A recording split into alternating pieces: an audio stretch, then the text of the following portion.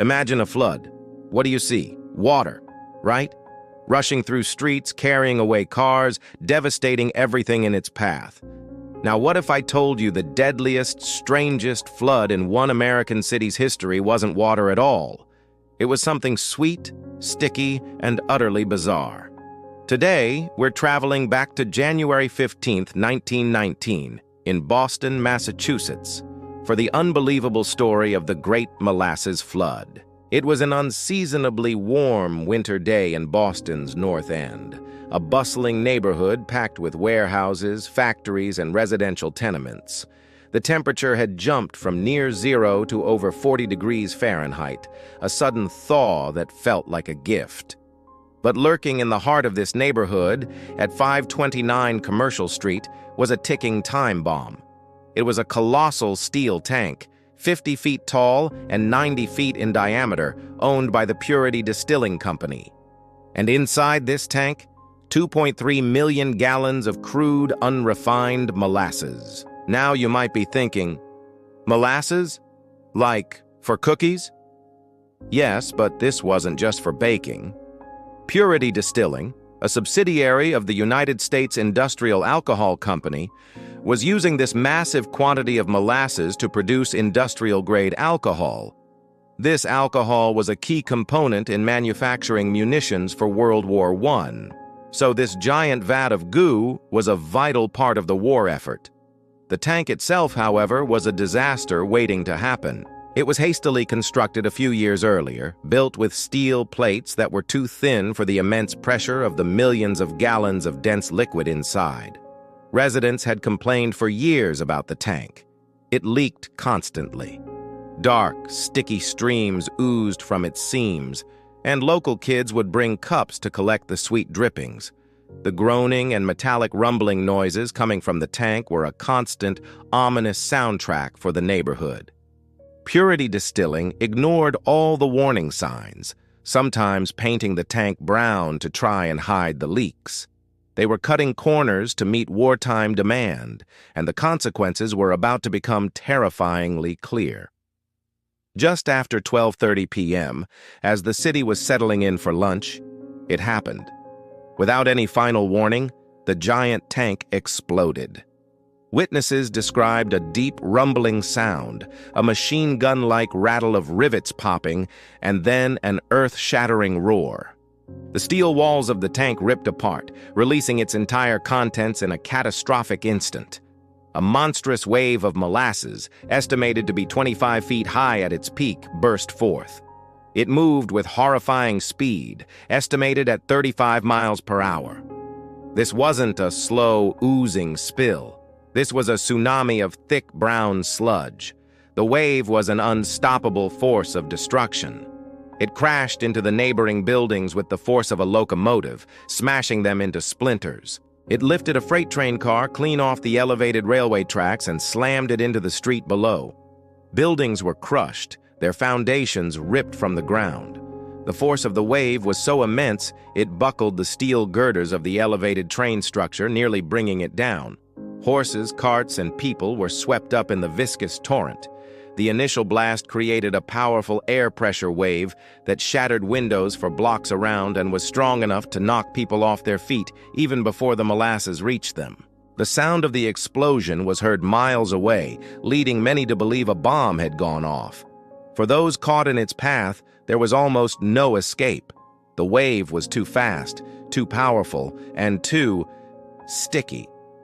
Unlike water, which you might be able to swim in, molasses is incredibly dense. People and animals were engulfed, trapped in the thick, suffocating goo. The initial wave was devastating, but what came after was a different kind of horror. As the molasses spread, it cooled and thickened in the winter air, turning the streets into a deadly flypaper trap. The flood zone became a waist-deep quagmire of sweet, sticky death. Rescuers who rushed to the scene found themselves stuck, their boots sucked into the muck, making every step a monumental effort. The screams of the trapped and injured were muffled by the thick molasses. It was a scene of utter chaos and unimaginable horror.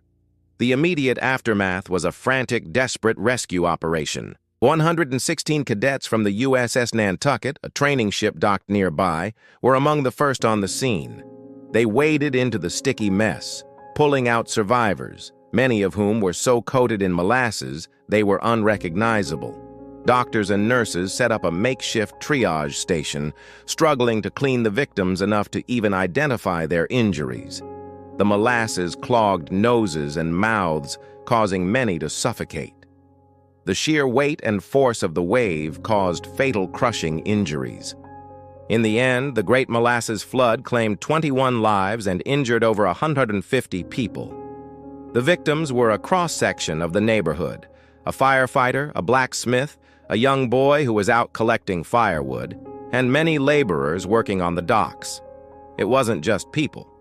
Dozens of horses were lost, trapped in their stables or swept away in the street. The cleanup was a monumental task that took weeks. The city of Boston had to figure out how to remove millions of gallons of sticky, hardening molasses from its streets, its buildings, and its harbor. Firefighters tried to wash it away with salt water pumped from the harbor, which eventually worked, but for months, everything in the area remained sticky to the touch. The entire city seemed to smell faintly sweet.